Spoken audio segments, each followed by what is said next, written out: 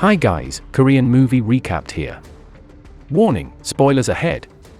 Today, I'm going to recap a Korean crime and drama movie released in 2013, called Montage. The movie is about a kidnapping case that's been left unsolved for 15 years until the statute of limitation has expired. Suddenly, a very similar kidnapping case happens again. Will they be able to solve the current and past cases? Let's find out together. The movie starts with a flashback of an accident that turns out to be dreamt of by a woman, Ha-kyung. Two men ring her doorbell, she welcomes them in, and prepares an apple as the tape recorder plays the voice of a child begging for her mother, who we can assume is Ha-kyung. She was surprised but seems unfazed afterward as she brings the men a plate of apples. Apparently, the men are detectives who handled Ha-kyung's child, Seo-jin's disappearance. One of the detectives, Chong, tries to say something to her but gets taken over by his partner, Sik. Sik tells Ha-kyung that the statute of limitations for Seo-jin's kidnapping will expire in 5 days. After it expires, they can no longer arrest the person who did it. Ha-kyung is upset and tells Chong that he promised to solve the case as they leave her home. While reminiscing about the case, Chong goes to the crime scene where Seo-jin was found dead, and finds a white rose placed there. He calls Ha-kyung to ask if she or anyone that she knows had put it there, but she says no as only she and the police know about the crime scene's location. Sensing that it might be the killer, Chong goes through the CCTV footage with Sik, and sees the man who laid the rose there, although his face is unclear. Then, we see a montage of the detectives trying to track the killer, from finding fresh tire tracks and calculating his route, to looking for a driver who passed the same road as the killer and has dashcam footage. They finally find one, but unfortunately, the killer's car plate is covered, so they have to search for the car manually. It is now 9 hours until the statute of limitation. Chong is smoking outside while thinking.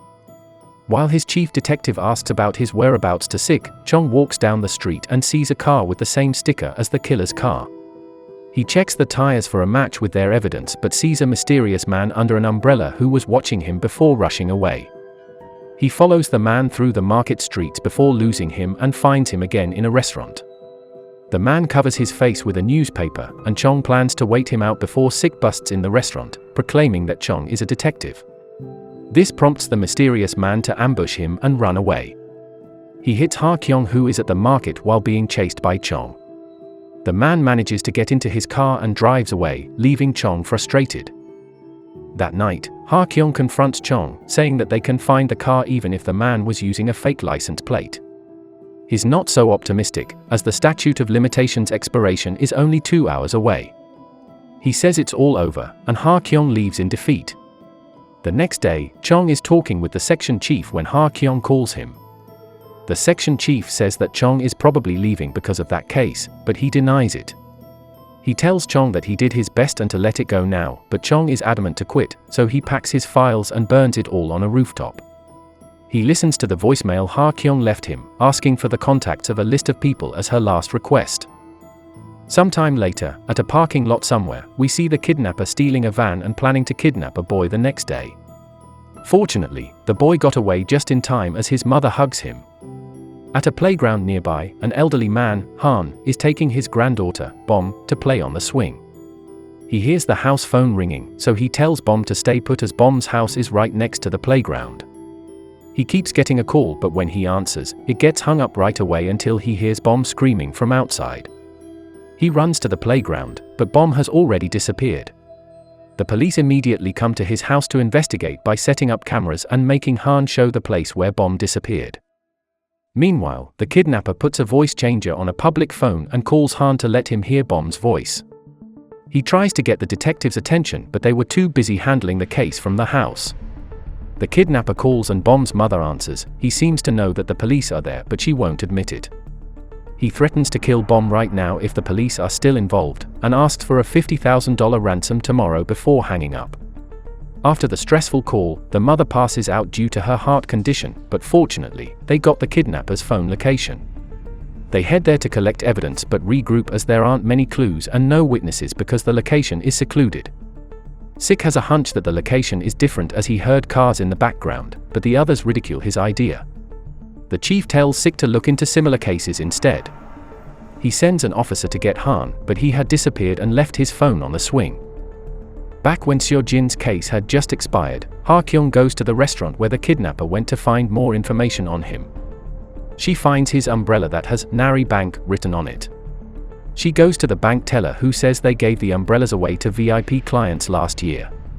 She then meets the teller to give her money in exchange for the VIP clients' information. She goes through the names and finds a few matching candidates, then leaves the voicemail to Chong asking for their contact information. That night, Sik finds out that the case has a similar pattern to Seo Jin's kidnapping, but since the case files are missing, he goes to Chong to ask for more information about it.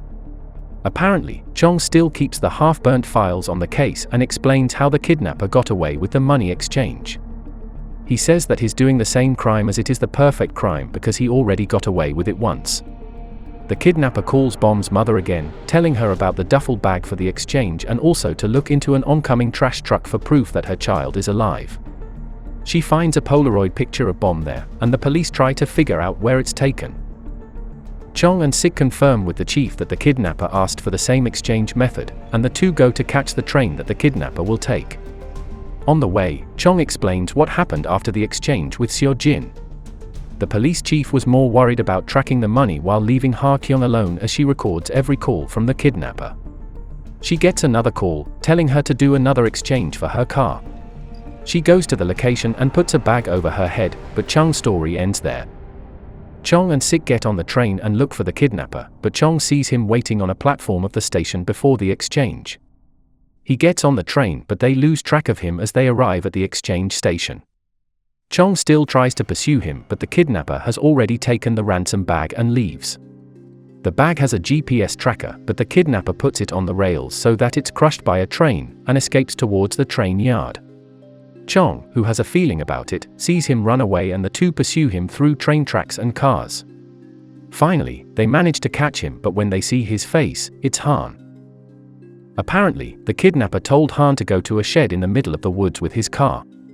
There, he heard Bom's voice from the shed and goes in, but it was just a mannequin and he was locked inside the shed until someone opens the shed and puts the instruction for Han to go to the exchange location wearing the uniform. They threaten him with Bom's life, including having to throw away the phone that has the evidence in it. The police who are interrogating Han are suspicious, and when the chief sees his cigarette, he orders an investigation of Han's home. There, they find a match for Bom's Polaroid picture background, and even his daughter says that he doesn't want the police to be involved at first. The police are so sure that he's the kidnapper and plans to do a press conference, with the motive that Han has a grudge against his son-in-law, but Chong doesn't think that Han did it. However, Han swears he's not the kidnapper, and even begs them to return his granddaughter to safety. He tries to convince Sik to look deeper into the case by dismissing the current evidence, but Sik thinks that Chong is just jealous of him. Not satisfied by the investigation, Chong visits the shed where Han was held and finds the recording of Bom's voice. He brings it to an audio technician, who finds a very faint sound that is the voice of the kidnapper. Meanwhile, Ha Kyung continues her investigation into the bank's VIP members, until she finally visits one person's home in the countryside. The owner isn't there, and she sneaks in and finds the wanted poster from Seo Jin's case, and a calendar marking the case's statute of limitations expiration date. While she's busy investigating, the owner of the house comes back and stands still in front of the door. Ha Kyung grabs a knife, about to stab the person.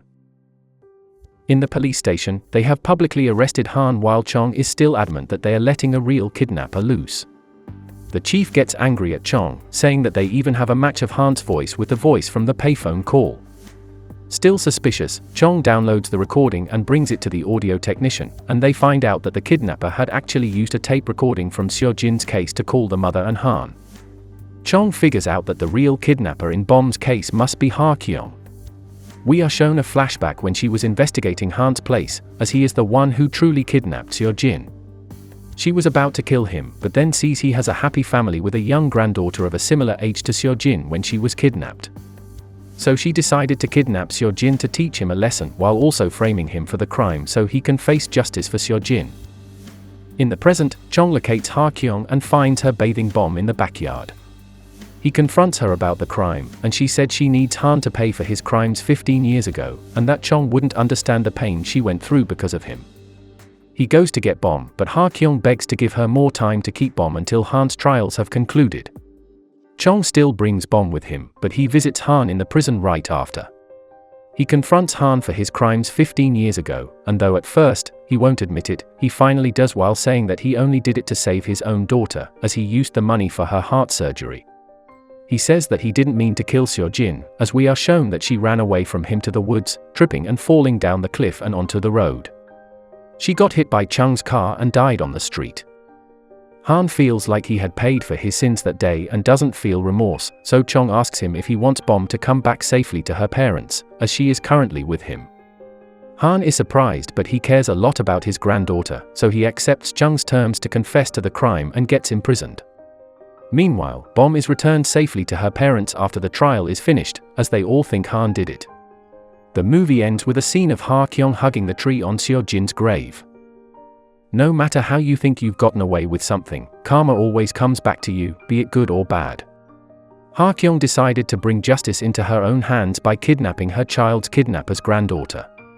Do you think she did the right thing? Let us know what you think in the comment section. Don't forget to subscribe and like the video. Thank you for watching, and as always, see you next time.